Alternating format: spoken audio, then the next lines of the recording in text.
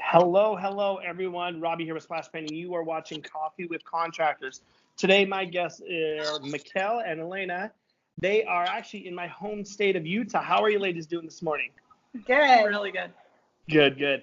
Well, let's just get to it. Introduce yourself. What's your company name? Where are you located at? And who's who? I'm Mikkel. I'm Elena. And we are in Vernal, Utah. And our company is Tyger Lily Designs and Interiors. And Nice. We specialize in cabinets mainly, and then interiors. We like to go in and change the feel of people's homes. Yeah. Brighten up their space or give it a new look. So facelift. Yeah. There we go. So Vernal, Utah is actually here in we're in the same state. I've met you two before. You guys do some beautiful cabinet work. And cabinetry is a very hard industry to get into. How long have you guys been doing this? When did you guys start this company? Her and I have been in business for almost 2 years now together. But we have been doing cabinets for probably 4 years. 4 years. Yeah. Why cabinets? It's good money. Can't beat that. At least you're honest, right? You want to make the money. It's intimidating, so a lot of people don't want to do it and get into it. Mm-hmm. It took us a long time to get our process down, to narrow down products that we want to use. Every job's different, and I think that's what scares a lot of people is they don't want to do the unknown, the scary stuff. So, but I can tell from your energy you like that. You like that you can feed off of the challenge, that challenge that it brings you guys. What's your product you're using now? Let's talk product, because as someone who used to do cabinets, you hit it right. I don't like doing them. They're scary because there's so many different variables. From staining a cabinet to doing existing cabinets to doing new construction cabinets that someone buys a home and they're just factory painted. There's no fingerprints on them, but they're not happy with them.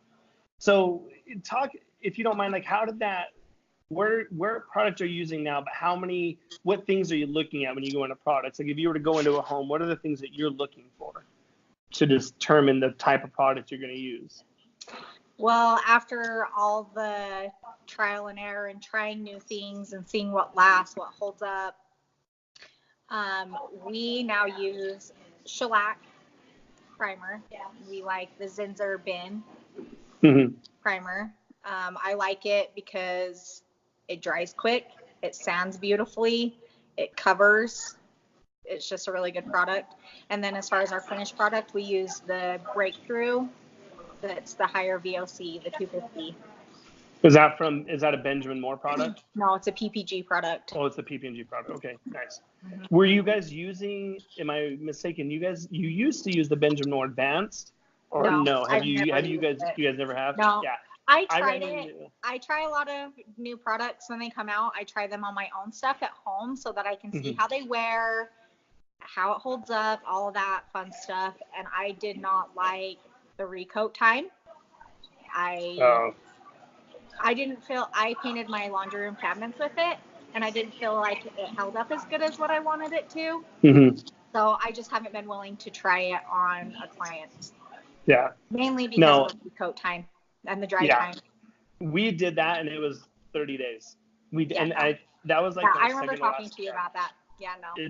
It's not fun. It's not conducive to the homeowner because you're putting them out. You know, because they have a time frame just as much as we do. So you guys are sitting in your shop. I know that you've had this shop for about 6 months. I'd met you before you had it. You were talking about how important is the location of where you're at as far as being a cabinet person who has a shop. Do you bring everything back or no? Yeah, we bring the doors and the drawers back, but like we don't use it as a storefront, so we don't care if anybody knows that we have it. Yeah. It's not the so you don't use it as a selling point, like, hey, we're going to take your cabinets. Okay. No. So what would you guys suggest, Elena? What would you suggest? I don't know which one does the bids, but if you're talking to a customer, how are you selling that you are the cabinet people? Because anywhere you go, there's like 4 to 6 different cabinet painters, and they're from people who really don't know what they're doing to your level of being top notch. How are you talking to a customer to make sure you're getting the jobs? I think when someone calls and asks for a bid, they've already researched us. They've already like went to our Facebook page, went to our Instagram page, and have already decided basically like that's why they're calling us, is because they want us to do it. So we don't have a hard time selling ourselves because they've basically already made up their mind. And you guys are pretty current on your Instagram and Facebook. You guys are posting, not you're doing befores, you're doing in the middles, and you're doing afters. Have you felt that as you've built this business, that it's helped you? And what are you guys looking forward in the future to maintain that? Is it consistency with the live videos? Do you tell your customers you're going to be taking videos of their house? Do you no? Our main thing is I have professional pictures done after a lot of the jobs. We've really slacked on that the last 6 months, mainly because we've gotten into the bigger projects. We're not just going in and doing cabinets anymore. We're going in and doing cabinets, countertops, backsplashes. A lot of clients are getting new flooring. So it then turns from a week job to maybe a 2-month job. And a lot of the clients that we cater to have kids. So I can't just call and be like, hey, is your house clean today? We're sending a photographer over. So I'll bet you that we probably have 15 jobs that we don't have pictures of. So we've really slacked on that. But I can almost guarantee that when I do get those pictures done and I do post them, that my phone just goes off the hook. Those professional pictures make all the world of a difference. Like, we don't do live videos. We both are really bad. Really bad. We're not stories. This cute when we're working, so we don't want to do live videos. Right? And what am I gonna say? Like, I'm not really good at getting on and chatting like you do. You're doing good, right? You're doing good right now. I'm gonna dance for you right now. Like, no. Nobody knows who you're talking about right now. Just so you know, no one knows anybody that dances on videos. Like, oh, hey, we're gonna work out. Look at these buckets. Like, no. That Idaho painter guy, he'll get you in trouble every time. So we need to be better about that. But at the same time, like, I don't feel like that's where stuff. It's not costing you business. It's not costing you business by not having them. But you notice that if you're getting into this business, not just cabinets, painting or tile flooring, it doesn't matter. In the trade business, those pictures are so important to you. Yes. Now, you guys, let's get it. You guys do the cabinets. I know that's your base, but I know we had talked a few months ago that you're getting booked out. Like, how far out are you booking out? And are you liking that you're being able to book yourself out? Is that something that you guys have strived to do and that you're continuing to try to do? Or how do you balance that out when you have maybe 6 customers in line that want the 2 of you to go facelift their home? We're still figuring that out. Well, what's the trial you have with it then? What's the problem with it is like last month, for instance, we were on a big job. It was like an 8,000 square foot house. We did everything top to bottom. It turned out to be way bigger than what we had anticipated. And that's how every other contractor that was there was as well. Like, the house just didn't appear to be as big as what it was. And so I was having a hard time putting people on my schedule, but I had a list a mile long, like, okay, you're next. Yeah. And I don't like that, because I like to have a schedule and be like, okay, I'm going to be there on Monday. And so I still feel like 2-3 weeks later, we're still playing catch up, but we also had other things on our schedule, like vacations or family things, kid things. And so it's kind of interrupted with that, and things have kind of gotten out of control. But I like being booked to a certain extent, but I also like us to still have our freedom, because we have little kids. And you need that. And that's the biggest struggle with, I think, being a contractor, is a work-life balance. Yeah. Myself, and anyone we've done these conversations with, that this topic always gets brought up, and it's finding that happy medium, because you love what you do. You've made that an American dream, in quotes, that you're a business owner, and your phone. I mean, I got a phone call 3 weeks ago at midnight to go do a garage. you know? So it's those things that we deal with, but it's knowing when to shut down. I know the two of you guys have done well, but I get what you're saying. And once you get into these big, because was that a new construction home or was that a complete redo? Mm-hmm. It was a complete redo. Wow. You mentioned that you're doing backsplashes and the countertops. Are you guys doing those? Are you subcontracting that out? How are you guys integrating that part into your business by adding that? We are offering epoxy countertops for clients that don't want to really tear up their kitchen. I mean, getting new countertops is kind of a big deal. Oh yeah, it's expensive too. Very expensive. Well, and where we're out here, we don't have someone here in town that does it. We have to call somebody in from Salt Lake. So we have a week of people it takes about a week or 2 weeks for somebody to come out, measure, figure out product, and then you're another 4 to 6 weeks, if not more, just to get them installed. And then, like, we've seen it, they run out of product or they didn't bring it all or something, like something's gone wrong. It's a very big pain and it really puts the homeowner out of their place. So we've offered epoxy countertops. That only puts them out of their kitchen another 2 days, maybe 3. Yes. And then they're done. And then we subcontract out the backsplashes. Oh, nice. Is the epoxy countertop, is it the one, I've seen one, I think it's a company called Lagana from Washington State. Yeah. Is that what you guys are using? No, but I've been looking into their trainings. Elena's gone to another training that was in Colorado, and we like their product, but we've had a lot of unknown things, weird things go on with it. So it's our last job, we had to pour twice, and I wasn't very happy about it. And it was all in how it dried. It wasn't anything that we had done. And so we had to pour it twice, and the second pour turned out beautifully, but we don't have time for error like that. No. So we've stocked Ligari pretty hard for about a year. So we have some time coming up on our schedule. I think we're going to both go up to one of their trainings and then use the product. Well, I've used their products in my own home. I love it. It's beautiful. I don't get the opportunity to do it a lot where I live at, but it is a good product. And I love that you guys do the training. I know that you've gone to a gentleman named Nick May started a thing called Crank. And Elena, you went to the training with the countertops. How important is that as the contractor in your business to continuing to grow? I know that you know what you're doing, but if someone's watching this that is new, that says, I want to get into this and I don't know, what's the avenue you would suggest for them to go that way?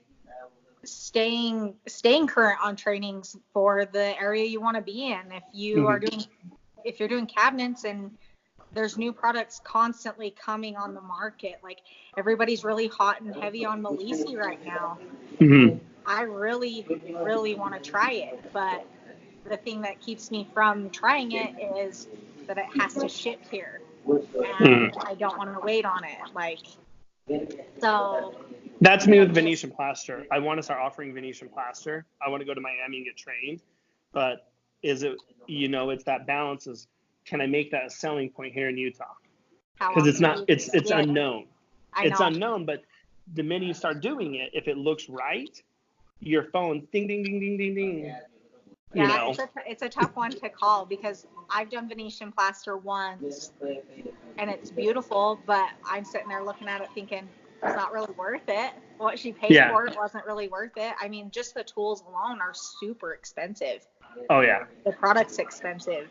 You have to do it right. So well, it pertains to the higher end clientele. So if that's what you're getting into, then for sure you need to offer those higher end things. The only reason I did it was because I was working for a higher end client, and she opened me up to learn a lot of new things that I never would have been exposed to otherwise. I grew a lot working for her.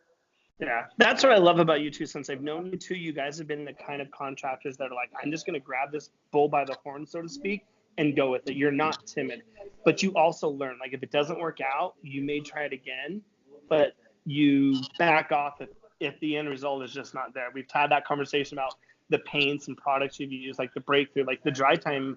It's a great product. It's just, it's not conducive to the business that we're doing when you're dealing with customers. If you have a customer, it's like, hey, here's my rental home. I want it done. I'm not going to be here for 3 months. Then, yeah, you can give them that finish.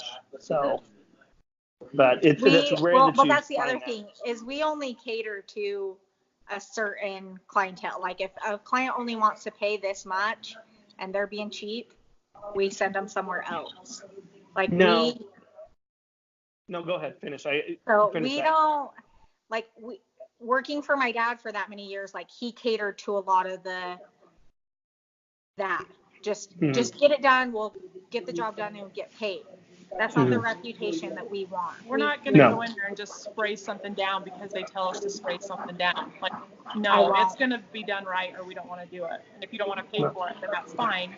But we're not going to just go in and spray it down. Yeah. So the handout theory. Paint. Yeah, we don't use cheap paint. We don't paint modulars. We don't paint trailers. We don't do quick one color, one coat paint jobs. I won't. If they don't want to pay the prices for Benjamin Moore, all the prep work, all the stuff that comes with it, then we don't even touch it. We send them elsewhere. And do you have, I'll get back to that, but do you have other painters that you can recommend to your customers? So it's not so you're building that community saying, hey, look, I'm not, and I'm pretty sure the way you the way you address the customer is a little bit different than that, but I understand what you're saying. Yeah, we don't say no, we're not. You're too cheap. Right. But it's that I heard this story a few days ago, and I think what you're saying is it's the break me off a piece, give me a deal, or a hookup. That's the word. McDonald's gives you hookup. If your friend works at McDonald's, you go through the drive-thru, you order a cheeseburger, he gives you 2, he hooked you up.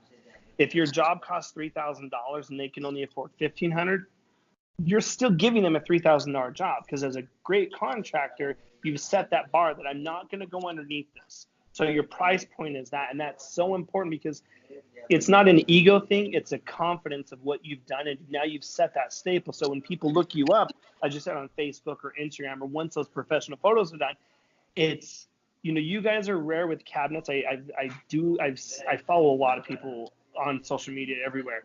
You guys look like your pictures are out of a Pinterest or that should be in magazines. And so I get what you're saying, and I think that as contractors build their business, it's important that they learn where they're at, because there are those contractors like money is money, I'll do it, and that's great, but the success is only when you're going to make it. And I think you've made that level of success here and not here, where you're not giving out that hookup. You're not going to hook a friend up with an extra room of paint. Elena, I'll ask you both this separately, but let's ask Elena first. What's the one struggle you think as a contractor that you deal with for yourself, not including the struggle? Like, what's the thing you're trying to work on as far as being a co-owner and a contractor? For me, it's bids, like giving bids and knowing what to bid out. Like, I don't have confidence in that at all, because I look at a bid and I'm like, oh, I don't think we're gonna make any money. And then I'm like, but if I add a little bit, like, it looks like it's, like I struggle with that. So that's my struggle. And Mikhail, what's yours? What'd you say? She has no struggle. No, I do. The struggle that I'm having right now is that we don't want to keep doing this and working as hard as what we are, but we can't seem to hire people and keep them and have them be, because we're not going to hire guys. We try to hire girls, and it's been hard. So I'm struggling with the fact of, do we grow or do we keep doing what we're doing? I don't know. It's get in line, because I think I know it's a never-ending battle. I tell them worldwide for that all the time. Like, we get so busy, and I'm like, okay, let's hire somebody, and we hire somebody, and then either we could have done that ourselves so much easier. Like, it's amazing to me how much it slows us down having a third or fourth person there. It's just like, you think it's going to be so much quicker, and it's just not. It's not. So, and we're just so meticulous, and we work well with one another. We don't have to be like, you do this, I'll do this. Like, we just get to work and we work. Whereas we have somebody there and they just stand there. Yeah.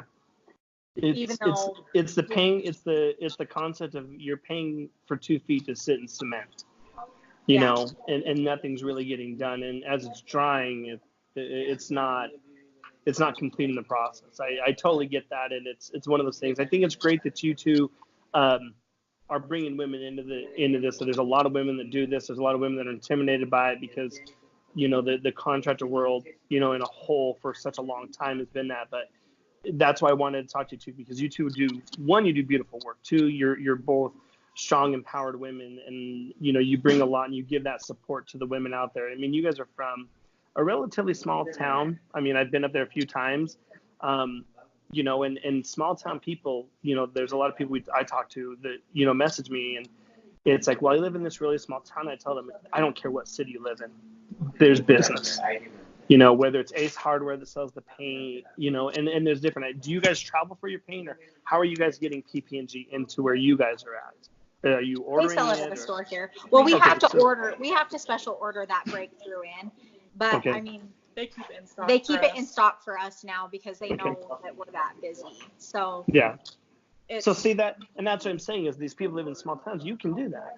You have that ability to. well, and we're getting to to do the that. point now where we have a lot of weight to pull with other contractors in town. Mhm. Like our one backslash guy, he's super busy, but he's seeing what we're doing. If I text him or call him, he jumps. He jumps Yeah. for me. But we had one other guy and he didn't take me seriously, and we sent the work elsewhere, and he was pissed. He was pissed. And I was just like, I don't know what you want me to do. Yeah. So we're No, and getting that's- to that point where we that's- have pull and people want to be a part of what we're doing because we're doing super big projects that are making a big difference, and they tell their friends. And Yeah. Well, I appreciate it. I know you guys are busy, and I know you guys have a lot of stuff to do. And you know, we'll catch up again. I know you guys are gonna be in Salt Lake, so you guys are gonna come out on my site. We're gonna throw you two up on a ladder and get you spraying some houses here. teach you a thing or two. Yes, over beers. The last thing, what do you guys do for fun? What is it that you guys do to get away from this contractor world? We're moms. I'm a hockey mom, so I'm busy like almost every weekend traveling out of town for hockey. Nice. Hockey and That's what paint. hockey and paint, and you just travel a lot. Yeah, She's gone. I'm always gone. I like to travel, so No. I want to that's keep good. doing it. Tell everyone where they can find you if they want to follow you. What's your Instagram again, and what's your Facebook page? I don't know which one you guys utilize more. They're both under Tyger Lily Paint, and it's TYGERLILY Paint. All right. Well, ladies, I appreciate it. It's been a pleasure. Keep rocking out, and when you're down in my neck of the woods, let me know. Okay. Will do. All right. Thank you. You guys have a great day. Okay, Yeah. see ya.